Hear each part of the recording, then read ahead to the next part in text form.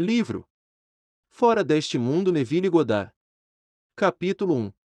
Pensando na quarta dimensão, e agora eu lhe disse antes que se tratasse de passar, que, quando acontecer, vós pudesse crer. João capítulo 14 versículo 29. Muitas pessoas, inclusive eu, observar os eventos, antes de ocorram, que é, antes de ocorrerem neste mundo de 3 dimensões. Desde que o homem pode assistir um evento antes que ele ocorra nas 3 dimensões do espaço, a vida na Terra deve proceder de acordo com o plano, e este plano deve existir em outro lugar em outra dimensão e está se movendo lentamente pelo nosso espaço. Se os eventos ocorridos não estivessem neste mundo quando eles foram observados, então, para ser perfeitamente lógico, eles devem ter saído deste mundo.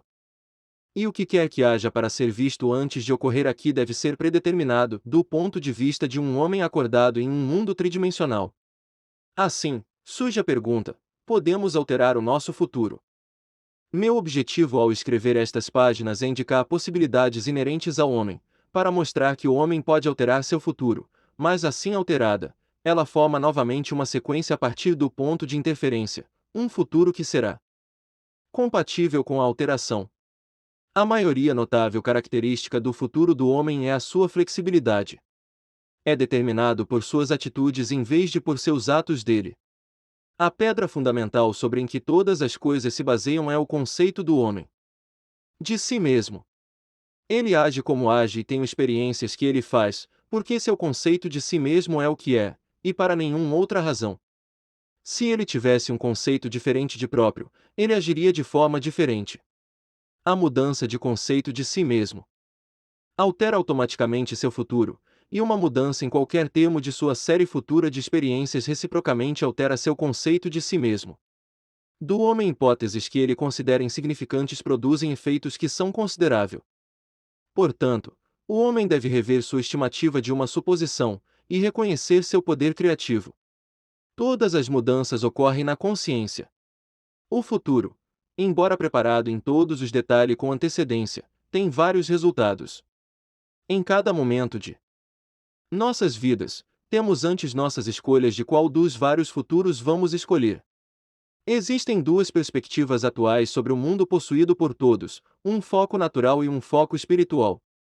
Os antigos mestres chamou a uma mente carnal, a outra a mente de Cristo. Podemos diferenciar eles como consciência desperta como um governado por nossos sentidos, e um controle da imaginação governada pelo desejo. Nós reconhecemos esses dois centros distintos de pensamento na afirmação: o homem natural não aceita as coisas do Espírito de Deus porque são loucura para ele, nem ele pode conhecê-los porque eles são espiritualmente discernidos. A visão natural limita a realidade ao momento chamado agora. A visão natural, o passado e o futuro são puramente imaginário. A visão espiritual, por outro lado, vê o conteúdo do tempo. Ele vê eventos tão distintos e separados como objetos no espaço. O passado e o futuro são um presente inteiro para a visão espiritual, o que é mental e subjetiva ao homem natural é concreto e objetivo para o homem espiritual. O hábito de ver apenas aquilo que nossos sentidos permitem, nos torna totalmente cegos para o que de outra forma poderíamos ver. Eu cultivo a faculdade de ver o invisível, muitas vezes. Deliberadamente desheredar nossas mentes da evidência dos sentidos e focar nossa atenção em um estado invisível, mentalmente sentindo-o e sentindo-o até que tenha toda a distinção da realidade. Pensamento sério e concentrado focado em determinada direção exclui outras sensações e faz com que elas desapareçam. Temos apenas que nos concentrar no estado desejado para vê-lo. O hábito de desviando a atenção da região de sensação e concentrando-a no invisível, desenvolve nossa visão espiritual e nos permite penetrar além do mundo sentido de ver o que é invisível. Pois as coisas invisíveis dele desde a criação do mundo são claramente vistos. Romanos capítulo 1h20. Esta visão é completamente independente das faculdades naturais. Abrir e acelere-o. Sem ele, essas instruções são inúteis, pois as coisas do espírito é discernido espiritualmente. Um pouco de prática nos convencerá de que podemos controlar nossa imaginação, remodelamos nosso futuro em harmonia com o nosso desejo. Desejo é a mola propulsora da ação. Nós não podíamos mover um único dedo, a menos que tivéssemos um desejo de movê-lo. Não importa o que fazemos, seguimos o desejo que no momento dominar nossas mentes. Quando quebramos um hábito, nosso desejo de quebrá-lo é maior do que nosso desejo de continuar no hábito. Os desejos que nos impelem à ação são aqueles que prendem nossa atenção. Um desejo é apenas uma consciência de algo que nos falta necessidade de tornar a nossa vida mais agradável. Os desejos sempre têm algum ganho pessoal em vista, quanto maior o ganho previsto, mais intenso é o desejo. Não há desejo absolutamente altruísta. Onde há nada para ganhar, não há desejo, e consequentemente nenhuma ação. O homem espiritual fala ao natural homem através da linguagem do desejo. A chave para progredir na vida e para a realização dos sonhos reside na pronta obediência à sua voz. Obediência sem hesitação à sua voz é uma suposição imediata do desejo realizada. Desejar um estado é tê-lo. Como Pascal disse, você não teria me procurado se já não me tivesse encontrado. O homem, ao assumir o sentimento de seu desejo cumprido, e então viver e agir sobre este convicção, altera o futuro em harmonia com sua suposição. As suposições despertam o que afirmam. Como assim que o homem assume o sentimento de seu desejo realizado, seu eu quadridimensional encontra meios para atingir esse fim, descobre métodos para sua realização. Eu não conheço uma definição mais clara dos meios pela qual realizamos nossos desejos do que experimentar na imaginação o que faríamos se experimentasse na carne e atingíssemos nosso objetivo. Esta experiência do fim quer o significado. Com sua visão mais ampla, o eu quadridimensional constrói então os meios necessários para realizar o fim aceito. A mente indisciplinada acha difícil assumir um estado que é negado pelos sentidos. Aqui está uma técnica que o torna fácil de encontrar eventos. Antes que eles ocorram, chamar as coisas que não são vistas como se eles eram. As pessoas têm o hábito de desprezar a importância das coisas simples, mas isso fórmula simples para mudar o futuro foi descoberto depois de anos de pesquisa e experimentando. O primeiro passo para mudar o futuro é o desejo, isto é, defina seu objetivo, saiba definitivamente o que você quer. Em segundo lugar, construa um evento que você acredita que você encontraria seguindo a realização de seu desejo. Um evento que implica a realização do seu desejo, algo que terá a ação de si mesmo predominante.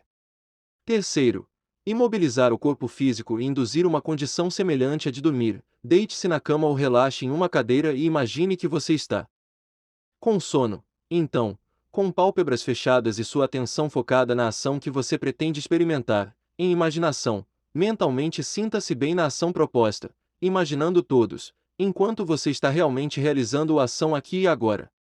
Você deve sempre participar da ação imaginária, não apenas fique para trás e observe, mas você deve sentir que você está realmente realizando a ação para que a sensação imaginária é real para você. É importante sempre lembrar que a ação proposta deve ser aquela que segue a realização do seu desejo, e também, você deve sentir-se na ação até que tenha toda a vivacidade e nitidez da realidade. Por exemplo, suponha que você deseja promoção no escritório. Sendo parabenizado seria um evento que você encontraria seguindo a realização do seu desejo.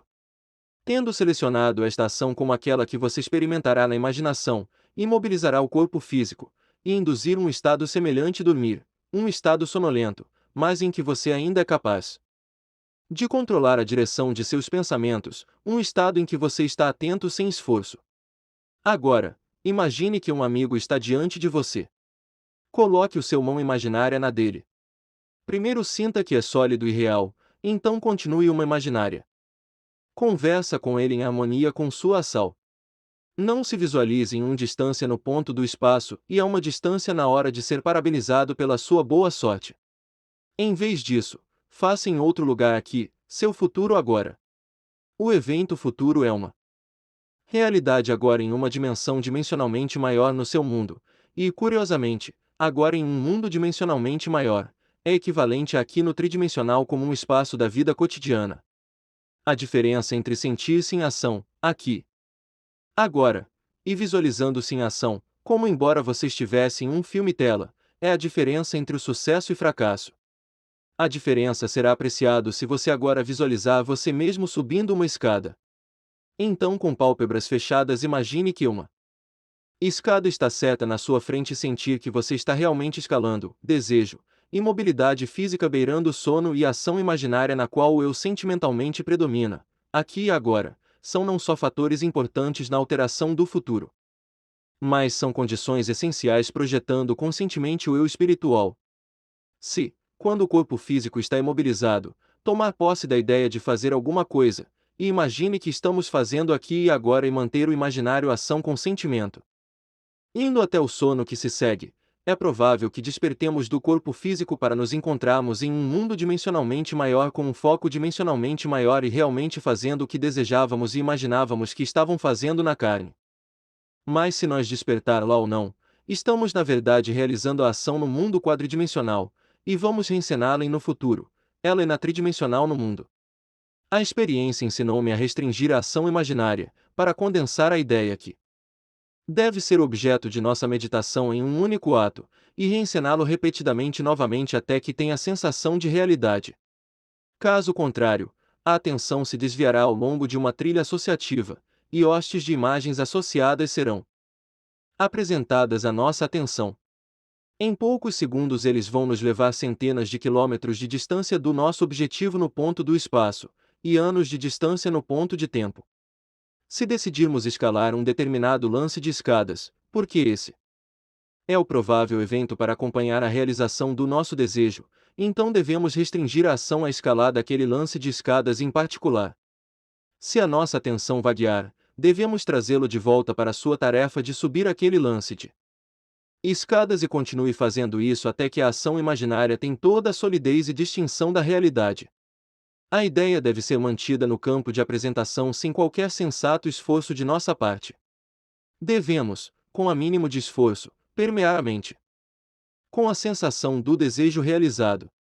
A sonolência facilita a mudança porque favorece a atenção sem esforço, mas deve não ser empurrado para o estágio do sono, em que não poderemos mais controlar os movimentos da nossa atenção, mas sim um grau moderado de sonolência em que ainda somos capazes de direcionar nossos pensamentos.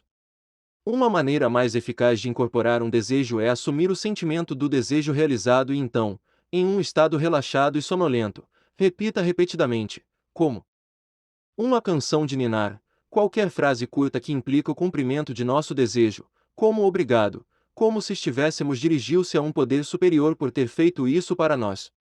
Se, no entanto, buscarmos uma consciência projeção em um mundo dimensionalmente maior, então devemos manter a ação em andamento até que o sono aconteça. Experiência na imaginação, com todas as distinção da realidade, o que seria experimentado na carne se você alcance seu objetivo, e você, com o tempo, encontrá-lo na carne como você o conheceu em sua imaginação. Alimente a mente com premissas, isto é, asserções que se presume ser verdade, porque as suposições, embora irreal aos sentidos, se persistir, até eles têm a sensação da realidade, vão endurecer em fatos. Para uma suposição, todos os meios que promovem a sua realização são boas. Isto influencia o comportamento de todos, inspirando em todos os movimentos, as ações e as palavras que tendem ao seu cumprimento. Para entender como o homem molda seu futuro em harmonia com sua suposição, devemos saber o que queremos dizer com uma dimensão mundo maior, pois é para uma dimensão mundo maior que vamos para alterar o nosso futuro. A observação de um evento antes dele ocorre implica que o evento é predeterminado do ponto de vista homem no mundo tridimensional.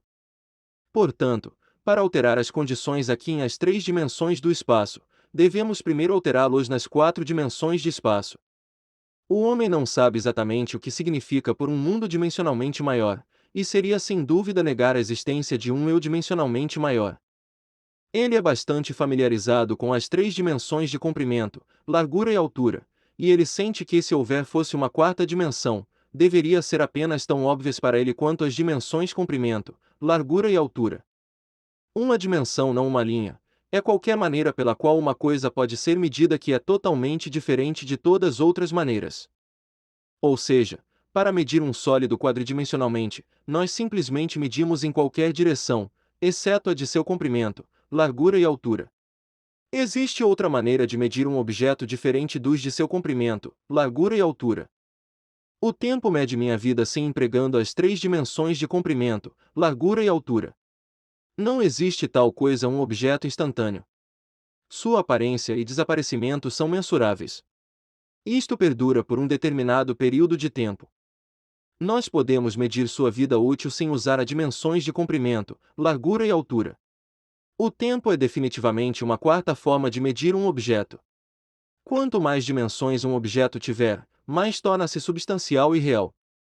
Uma linha reta, que se encontra inteiramente em uma dimensão, adquire forma, massa e substância pela adição de dimensões. Que nova qualidade seria o tempo, o quarto dimensão, dar o que o tornaria tão muito superior aos sólidos como os sólidos são superfícies e superfícies são paralinhas. Tempo é um meio para mudanças na experiência porque todas as mudanças levam tempo.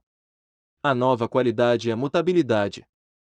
Observe que se bissectarmos um sólido, sua cruz-seção será uma superfície, dividindo uma superfície, obtemos uma linha, e por bissecção uma linha, obtemos um ponto.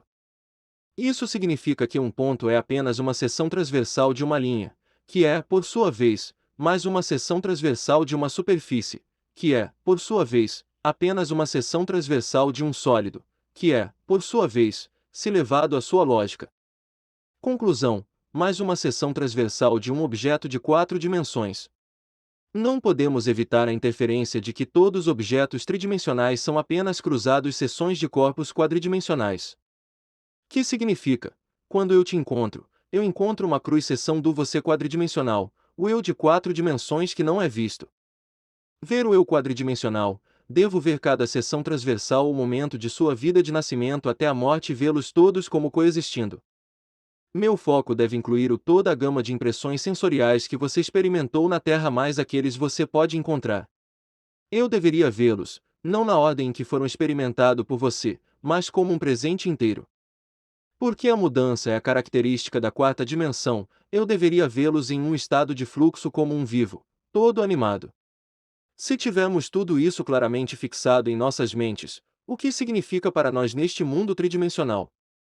Significa que, se pudermos mover ao longo do tempo, podemos ver o futuro e alterá-lo como desejamos. Esse mundo, que pensamos tão solidamente real, é uma sombra da qual e além da qual nós podemos passar a qualquer momento. É uma abstração de uma forma mais fundamental e mundo dimensionalmente maior, um mundo mais mundo fundamental abstraído de um mundo ainda mais fundamental e dimensionalmente um mundo maior e assim por diante até o infinito. O absoluto é inatingível por qualquer meio ou análise, não importa quantas dimensões adicionamos ao mundo. O homem pode provar a existência de um mundo dimensionalmente maior simplesmente por concentrando sua atenção em um estado invisível e imaginando o que vê e sente. Se ele permanece concentrado neste estado, seu ambiente atual passará, e ele vai despertar em uma dimensão dimensionalmente maior mundo onde o objeto de sua contemplação será visto como uma realidade objetiva concreta. Intuitivamente, sinto que, se ele abstrair seus pensamentos deste dimensionalmente maior mundo e recuar ainda mais dentro de sua mente, ele traria novamente uma exteriorização do tempo. Ele iria descobrir que cada vez que ele se retira para o seu interior e traz uma externalização de tempo, o espaço torna-se dimensionalmente maior. E ele, portanto, concluiria que tanto o tempo quanto o espaço são seriais, e que o drama da vida é apenas a escalada de um multitudinário bloco de tempo dimensional. Os cientistas um dia explicarão por que existe um universo serial. Mas na prática como nós use este universo serial para alterar o futuro é mais importante. Para mudar o futuro, precisamos apenas nos preocupar com 2 mundos na série infinita, o mundo que conhecemos por causa de nosso corpo órgãos e o mundo que percebemos independentemente de nossos órgãos corporais. Em breve o capítulo 2 estará no canal.